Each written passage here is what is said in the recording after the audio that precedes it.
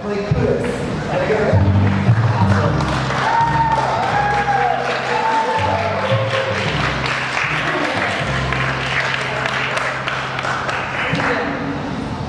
Hi everybody, my name is Emily Putas and I am a serial doodler.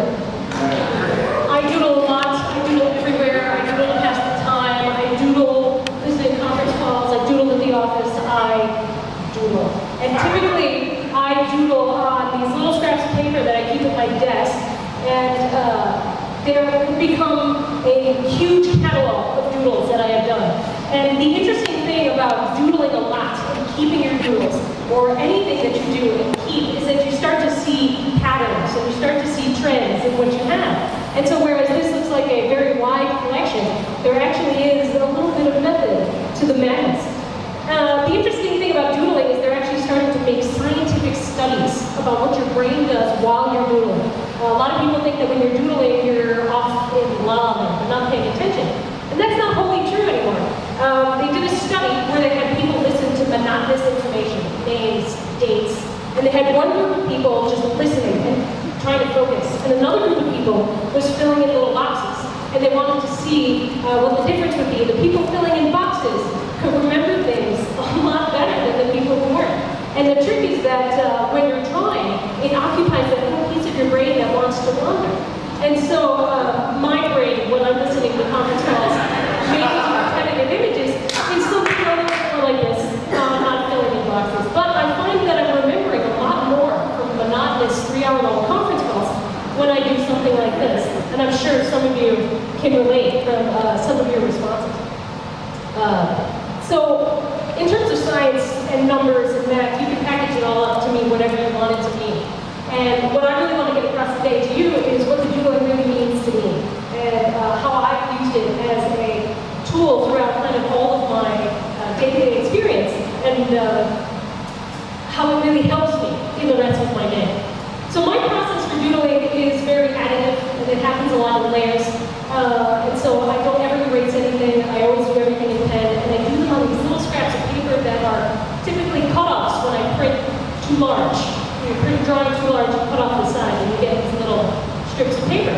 I keep them at my desk, and when I'm finished with them, I actually pin them up at my desk. This is my desk at work, and I pin them up here behind my laptop, next to pictures of my husband and my architect's license. You know, equal importance to all these things. So it reminds me of what I was thinking, what I was feeling, what I was doing. They've started to gather into series. So this is actually examples of some more geometric studies, where I'm just playing with shapes, arranging them in different ways, trying to make a composition. Triangles, squares. This one over here says biomimicry technology, a whole lot of nothing, but just basically what I was thinking about in terms of shapes at the moment. This one is what I call value studies or composition studies, where I'm just using textures and patterns and playing with stuff until I get overall composition. You know, it doesn't really necessarily mean a whole lot of much, but it helped keep my brain occupied during that piece of a conversation or a conference call. A lot of times I make rules and I apply them to the entire doodle, and then I break the rules, which is how I come up with a new rule.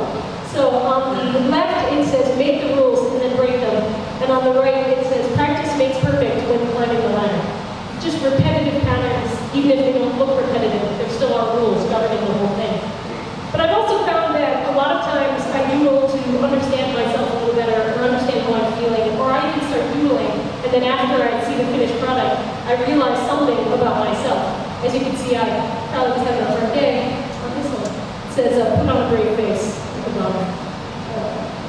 These are stomach aches, which I don't know if any of you ever drawn a stomach ache, but that's what these are. And so the one on the left may be a little more gaseous, the one on the right maybe a little more nauseous. Stomach ache, nonetheless. You see it? These are migraines. And if you've never had a migraine before, consider yourself very lucky, because this is what they do. Eye stabbing pain migraines, that migraine where you're feeling a little everywhere over there. Sometimes I'm just really frustrated, and I feel like everybody's pushing the panic button and pointing fingers at each other. The one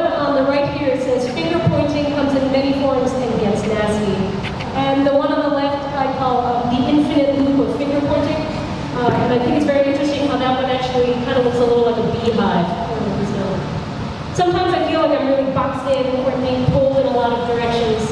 And I just start drawing and some things start to come out. So the one on the left says, break the box before it breaks you. And on the right, it says, there's only so far you can push and pull my heartstrings. So sometimes it's real hard days, but just doodling gets it out. And this doodle here is 2 inches long. So this is a very small doodle. And sometimes I use the doodles to get myself to a better place. And I tell myself, get up. I tell myself, be better. And it's amazing how sometimes just drawing it makes it a reality. And it becomes an expression for me. So the one on the left here, the sun also rises, trying to encourage myself that there's going to be a new day, there's going to be better times. The one on the right is one of my favorite. It says, make it rain smiles. There's this happy little pile of smiles at the bottom of it. Oh. Oh. But I doodle everything now. I doodle all my diagrams. I storyboarded this entire presentation as a doodle. If you can see, we're right here, right now. So keeping track. We got one more to go. And I didn't have enough to say about this one. This is the one I keep at my desk all the time, and I do this a couple years ago because I have to always remember that no matter what happens, no matter what anybody says or how I'm feeling, that just words cannot bring me down, and nobody today can bring me down.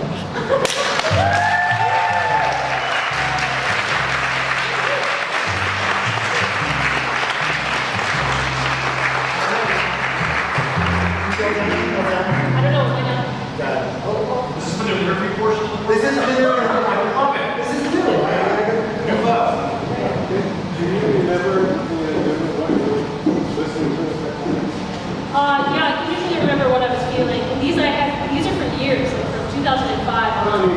Like you remember? Oh, the migraines? You remember what was happening? Oh, what was